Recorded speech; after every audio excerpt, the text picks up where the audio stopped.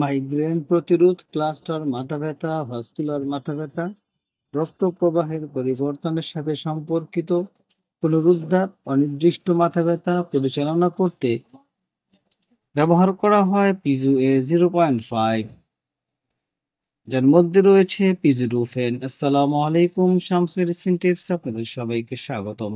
আমি আবার চলে আসলাম আপনাদের মাঝে নতুন একটি টপিকস নিয়ে।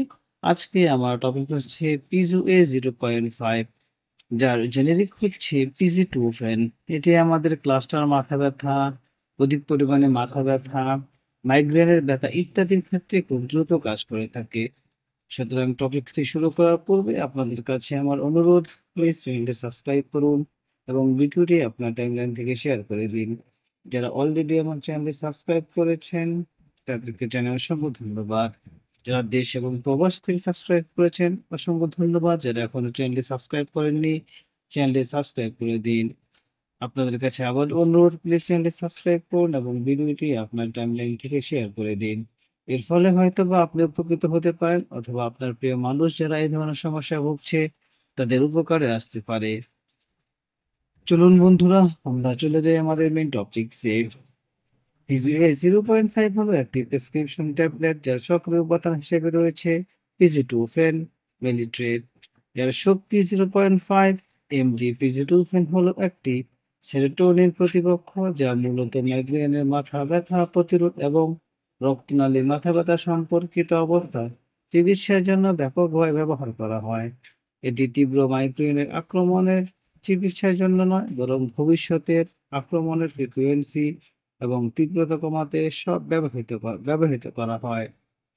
এ পর্যায়ে বন্ধুরা আমরা জানব পিজিফেন 0.5 কিভাবে কাজ করে। পিজিফেন মস্তিষ্কের সেরোটোনিন 5-HT এর এবং হিস্টামিন রিসেপ্টরগুলোকে ব্লক করে কাজ করে। মস্তিষ্কে রক্তনালীগুলির প্রসারণ এবং সংকোচনে সেরোটোনিন গুরুত্বপূর্ণ ভূমিকা পালন করে, যা মাইগ্রেনের সূত্রপাতের সাথে জড়িত বলে মনে করা হয়। এই রিসেপ্টরগুলিকে ব্লক করে পিজিটোফেন রক্তনালীগুলির স্বর স্থিতিশীল স্থিতিশীল করতে সাহায্য করে।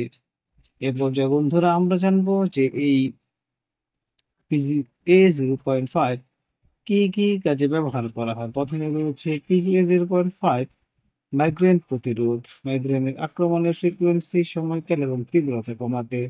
অর্থাৎ যাদের মাইগ্রেনের সমস্যা রয়েছে এবং মাইগ্রেনের কারণে তবে প্রচুর পরিমাণ মাথা ব্যথা করে, অন্যান্য ট্যাবলেট খেলে সহজে ভালো হতে চায় না, সেই ক্ষেত্রে এই জিটোফেন গ্রুপের মেডিসিনগুলো মাইগ্রেনের ব্যথা কমাতে খুব দ্রুত কাজ করে থাকে এবং এটি যে সমস্যা রয়েছে মাইগ্রেনের সেটাও দূর করে দেয়।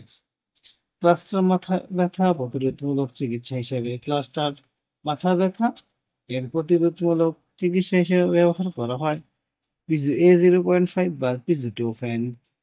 ভাস্কুলার মাথা ব্যথা রক্ত প্রবাহের পরিবর্তনের সাথে সম্পর্কিত পুনরাবৃত্ত এবং অনির্দিষ্ট মাথা ব্যথা পরিচালনা করতে। অর্থাৎ মাথা ব্যথার কোনো নির্দিষ্ট কারণ নেই, যে কোনো কারণে যে কোনো সময় ব্যথা হতে পারে।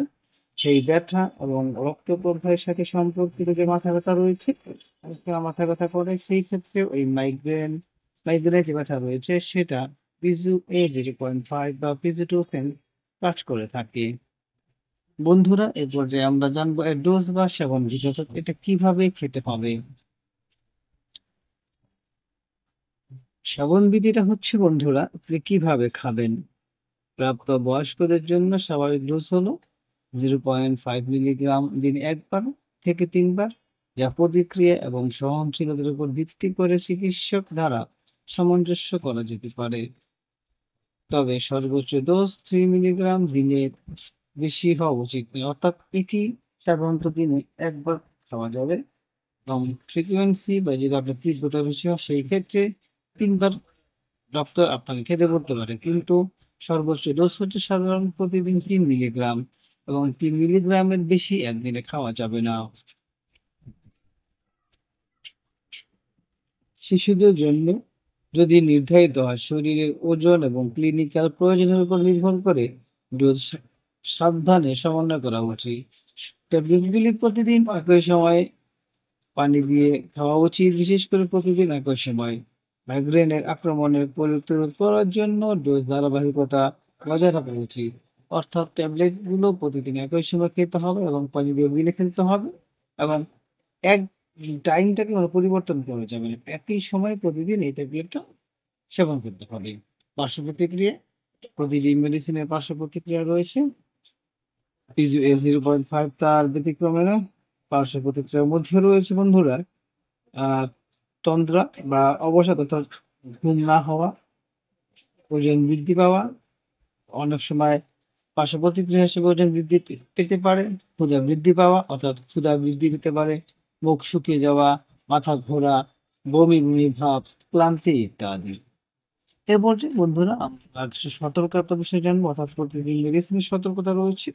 এই সতর্কতার মধ্যে রয়েছে তন্দ্রা রোগীদের গাড়ি চালানো বা ভারী যন্ত্রপাতি চালানো এড়িয়ে চলা উচিত যতক্ষণ না তারা জানেন না যে ওষুধটি তাদের কিভাবে প্রভাবিত করে। অর্থাৎ যদি কোনো নতুন রোগী হয় এবং এই মেডিসিনটি সেবন করে তখন তাকে সতর্ক থাকতে হবে, বিশেষ করে আহ গাড়ি চালানো বা ভারী যন্ত্রপাতি চালানো এড়িয়ে চলতে হবে।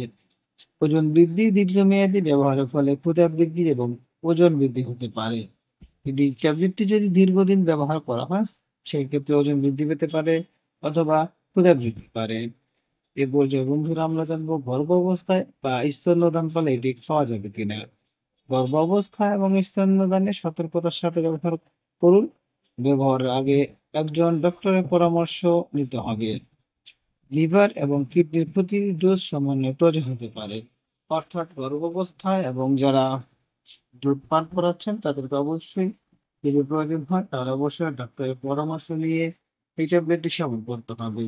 এবং যাদের কিডনি এবং লিভারের সমস্যা রয়েছে তাদেরকে অবশ্যই এর সমন্বয় সাধন প্রয়োজন। সুতরাং বন্ধুরা আমরা বলতে পারি এ 0.5 ট্যাবলেট পুনরাবৃত্ত মাইগ্রেন এবং ক্লাস্টার মাথা ব্যথা ভুগছেন এবং ব্যক্তিদের জন্য একটি মূল্যবান প্রতিরোধমূলক চিকিৎসা। যদিও এটি মাইগ্রেনের আক্রমণের সময় তাৎক্ষণিক উপশম প্রদান করে না, তবে এটি ধারাবাহিকভাবে ব্যবহারের মাধ্যমে পর্বের ফ্রিকোয়েন্সি এবং তীব্রতা কার্যকরভাবে হ্রাস করে। রোগীদের ডোজ এবং সময়কাল সম্পর্কে তাদের ডাক্তারের পরামর্শ মেনে চলা উচিত এবং তন্দ্রা এবং ওজন বৃদ্ধির মতো সম্ভাব্য পার্শ্ব প্রতিক্রিয়া সম্পর্কে সচেতন থাকা উচিত।